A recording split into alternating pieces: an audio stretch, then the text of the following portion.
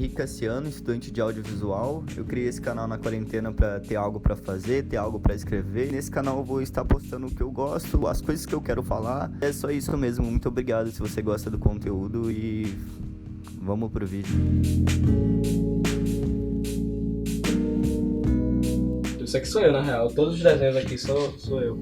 Minha mãe, ela via os desenhos, tipo, fazia umas meninas, fazia uns caras. Ela sempre dizia que era eu. Eu estava navegando pelo Twitter quando vi a notícia de um artista recifense chamado Samuel Saboia. Ele iria fazer uma exposição em New York. Eu cheguei a ler comentários bizarros classificando aquilo como vazio de significado e de péssima qualidade. Na época eu lembro que pensei em responder o tweet só por tentar, mas aquela não era uma situação isolada. Esse esvaziamento de significado me soa mais como uma falta de compreensão do que é a arte, vindo de um olhar acostumado a outro tipo de entretenimento ou também de uma ideia elitista que enquadra a arte em apenas algum tipo da mesma. É um conflito de movimento artístico que existe até hoje. Para entender o melhor que eu quero dizer, é necessário entender o contexto em que os movimentos surgiram. A tecnologia sempre moldou e transformou a forma da nossa sociedade se relacionar, como com a chegada das máquinas e das indústrias na primeira revolução industrial, que nos fez mudar de um sistema feudal para um sistema capitalista, alterando não só o meio econômico, mas também o social. Como Walter Benjamin dizia, uma das principais tarefas da arte sempre foi criar um interesse que ainda não conseguiu satisfazer totalmente. Esse pensador passou bastante tempo em um conflito sobre a autenticidade da arte, numa época em que a tecnologia avançava em termos de reprodutibilidade técnica ou meios de se fazer certos clones das artes. Ele defendia que as verdadeiras tinham algo que as cópias não, e chamava isso de aura, como se fosse algum tipo de alma que transformava a original em algo único. E isso tem um certo embasamento por trás, porque até hoje as obras originais têm diversas filas em museus para serem observadas, mesmo que existam cópias idênticas à original. Mas o ponto que eu quero chegar é que a tecnologia molda a arte de forma que ela começa, de certa forma, a entrar em conflito com o que a modernidade traz. Isso não é de toda forma ruim. A arte, sendo um reflexo da sociedade, também se transformou várias vezes de acordo com as mudanças tecnológicas, como com a chegada de câmeras fotográficas em 1840. O que antes eram artes com objetivos de representar algum tipo de verossimilhança com a realidade, agora buscavam inovar de certa forma com novos tipos de representação, surgindo diversas vanguardas artísticas com novas propostas. Apesar da antiga arte não sumir, mas o movimento sim. A câmera foi um dos impulsionadores. Como ela já retratava a realidade com a maior verossimilhança, a arte seguiu novos caminhos. Um deles foi o dadaísmo, um movimento que abraçava a arte como uma forma de protesto contra as escolas de artes, contra a arte tradicional, apostando no caos, na desordem, na aleatoriedade ou de uma forma que não se pareçam com as artes tradicionais. Essa mesma arte tradicional que as pessoas que comentaram sobre o Samuel estavam falando. Essa mesma arte que, apesar de ter sua estética e não ter nada de denotativa, era elitizada e tida como um objetivo principal da arte. Mas se você observar, o dadaísmo só existe como uma forma de dialética à arte tradicional, como um confronto. Sem a arte tradicional não existe dadaísmo, sem o dadaísmo não existiria a arte tradicional. A arte tradicional entre aspas, né?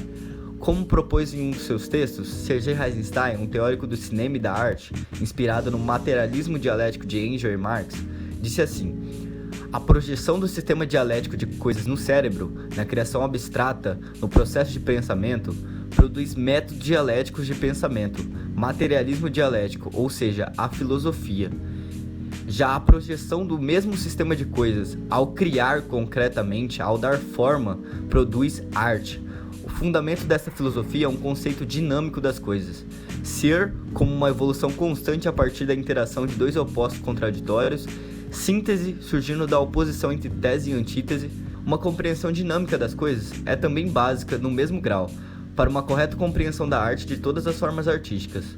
No campo da arte, esse princípio dialético de dinâmica é incorporado no conflito, como princípio fundamental para a existência de qualquer obra de arte, de qualquer forma de arte. Quando li pela primeira vez essa teoria, lembrei muito de um artista chamado Santi. Não sabia por que lembrei dele, nem muito porque eu o admirava tanto.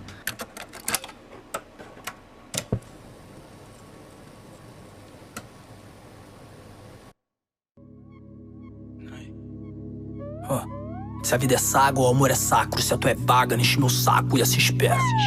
Mais recentemente, vi um vídeo do Henrique do Quadro em Branco sobre o Santi. Vão lá conferir, o vídeo é Santi se comunica em paradoxos. Deixar um adendo também que o Quadro em Branco me inspirou a eu escrever nesse formato e gosto bastante do que eles trazem lá. Voltando ao vídeo, esse conflito de tese x antítese, formando uma síntese, um novo significado, formado através de opostos, é muito presente nas obras do Santi. O vídeo do quadro em branco aprofunda mais nisso, então não preciso repetir, é só irem lá assistir. Tenho os meus pensamentos e eu tenho minha forma de chegar no mundo, e é isso que eu quero recriar através dos meus quadros, sabe? É sobre, muitas vezes, sobre o sonho, mas é também sobre o que esse sonho se torna realidade. Porque são realmente criaturas que saem do traçado comum, saem da esfera 100% humana, ou que são protetores, ou são os ETs, ou são, sabe? Samuel Saboia, ao criar suas artes, traz esse conflito de uma forma muito íntima, uma dialética dos seus pensamentos, onde a tese é a sua vivência real e a antítese são seus sonhos e o surreal, o metafísico, que ao dar forma, na tentativa de criar uma síntese, concretizar e dar significado, sai em seus quadros, que ao chegar em qualquer lugar irá ter conflito, porque para as outras pessoas, o quadro também virará uma antítese, e a tese será sua própria vivência e sonhos, criando outra síntese com seu próprio significado à arte. Essa é a ressignificação, essa é a vida da arte, essa é a arte em si que não se limita, que se torna uma em cada um de nós, que tem seu próprio significado para cada um de nós.